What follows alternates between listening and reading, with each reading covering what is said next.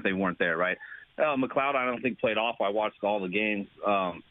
They didn't have the production that they had in the weeks prior. And defensively, they give you fits, right? They do a lot of different personnel groups, but a lot of the similar structures, but just enough different that you got to spend a lot of time on pass protections and those things. So, again, we got to find a way to run the ball on them. When we beat them, we've had good success running the football. There's been a lot of quarterback injuries in this league, Ryan. I mean, you played the position yourself. What do you make of it? Well, I just think it's a physical game. And quarterbacks also got to know how to protect themselves. I think, we could say what we want about Bo, but he's pretty creative and not taking hits. And, it might get him off the field from time to time. But he makes a business decision. I think some of these younger quarterbacks don't quite view it as that. They're trying to establish themselves. But there's times to be smart where you're not taking unnecessary hits. So, yeah, I think, because kind of in the last few years, you've seen the injuries across the board. And, the league goes out of their way to try to protect the quarterback. So sometimes it's football and it happens. That East, I think if I was talking to somebody in the preseason, we were wondering, where the weak spot would be. Not that at this point there is one, but Montreal 3-2, Hamilton 2-2, you and Ottawa at 1-4. It has kind of a different look than you may have thought. Yeah, no doubt. I think, Montreal at first was like, whoa, wow, we're not even going to be able to catch them if we get hot now, similar to last year. But, we're just taking it one game at a time. Like I've been saying, the guys 1-0, that's all we can focus on. Don't look at the standings so much. Understand we're 1-4. But we got to get hot here soon. We can't just be dropping games, and it ain't getting any easier, right? We got Montreal on the road, and then we got Winnipeg back-to-back, right? So if we can get through this stretch here with some good football and at least win 2 out of 3, I think we'll be in a good spot. If we win all 3, we're in a really good spot. Hey, Ryan, there's an interesting conversation down in the States. Dan Patrick, great broadcaster who's on TSN radio quite a bit, was asking Davante Adams about LeBron James, and Adams said that LeBron James, obviously a Hall of Fame basketball player, one of the all-time greats, would also be, if he so chose, one of the all-time great wide receivers or tight ends in football history if he chose football. And yet I heard Charles Barkley on Dan Patrick today saying that he played one game of football, also obviously a great basketball player in his day, and he decided football just wasn't for him because they were hitting out there.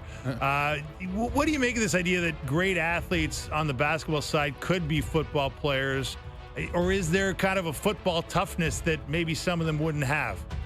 Well, I think when you look at basketball players, you look at the guys that have been tight ends in the league. Denver just drafted a guy as well, a basketball player with not a lot of experience. They're big body guys, so they can fit in the tight end position. But you look at their basketball film, or they're grinders at that, right? And a lot of times they had good careers because they did the little things, diving for balls, loose balls, stuff like that. So they show them physicality, box out players, play defense. So when you see those guys, they're obviously not good enough to make it to the NBA. That's why they kind of look into football, right? So I think those are good examples with Antonio Gates. He was kind of like that. Now LeBron, with Barkley saying that, it was a different game when Barkley was that age, right? Right. LeBron should probably last in the NFL, in the CFL at this day and age because it's not as physical on receivers going over the middle. I mean, you were a heck of an athlete in your day. How was your basketball game? You know what? I could play point guard. I can distribute it. I was great at passing. I could throw full court passes and all that. But I was not very good at creating, and I couldn't jump shoot. I had to be, sitting and get my feet stationary, and I can make threes. But about junior high, I was like, yeah, let's stick to football and baseball. Hey, one key piece to your team, Wynton McManus. He's been out since, week 2. What have you seen from him, and what's the expectation for his return? Yeah, he's been itching to get back at it. We got on the field today, did individual. He felt good, feels confident he's going to be able to play this week. And then we'll limit him, throughout the week. And then the third practice, right, we got to go full go and see where he's at. So right now I'm feeling pretty good about him playing. And obviously there's been a lot of talk about his impact not being there. What can he bring you, and what changes when he's back at full strength? Well, just his leadership. I think he uplifts guys around him. They feel better when he's out there. we should still win when he's not out there. He's been a great leader on the sidelines and doing those things. But, it's just something about him. He's got an aura. Everybody feeds off of it. So, obviously, smart player, physical player, and then he always finds a way to make that play. Ball finds him, and we've been missing that. And another positive, Andrew Chatfield Jr., he's been turning heads too, hasn't he? He's a good player. We thought so going in. He proved that. So, we got to find ways to move him around as well. Not always line him outside on certain down and distances. Give him an opportunity maybe on the guard instead of going against the tackle. We're going to look at all those things this week, find ways to get better. Ryan, thanks for your time. All the best. All right. Thanks, guys. Appreciate it. Our pleasure. Ryan Dinwiddie, head coach of the Argos, who are off until next weekend in Montreal. Yeah, big moment for the Argos. I mean, 1-4 is one thing, but you don't want it to slide the wrong way much further, right? Well, and then you got back-to-back with Winnipeg. Yeah. Exactly. Well, a win in Montreal would be huge. Yeah, and they're vulnerable. They've lost 2 in a row, so maybe they can get them in a weak spot here. And with Chad Kelly, back looking healthier, if not quite healthy yet, maybe things will be pointing in the right direction for the Boatmen. Well, I mean, they've found a way to get by without him before, but I think it's time he comes back. Probably, yeah.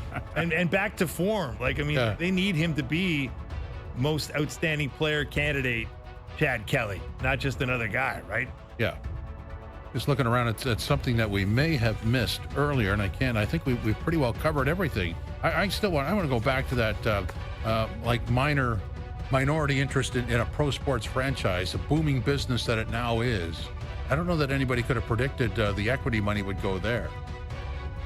Yeah, it's crazy, man. You hear a lot of buzz about that, right? And the idea that private equity is kind of infiltrating pro sports because the valuations are just so high. There's not many individuals that have the cash in hand to afford these teams. So, and if you do have one, you've got the option of selling a piece of it to free up cash, right? To do whatever else you want to do. Buy a European soccer team, or, go buy, a NASCAR racing team, or whatever is your passion. But yeah, we saw it a little bit here with Larry Tannenbaum selling a piece of his stake to a pension fund a couple of years back that freed up cash for him.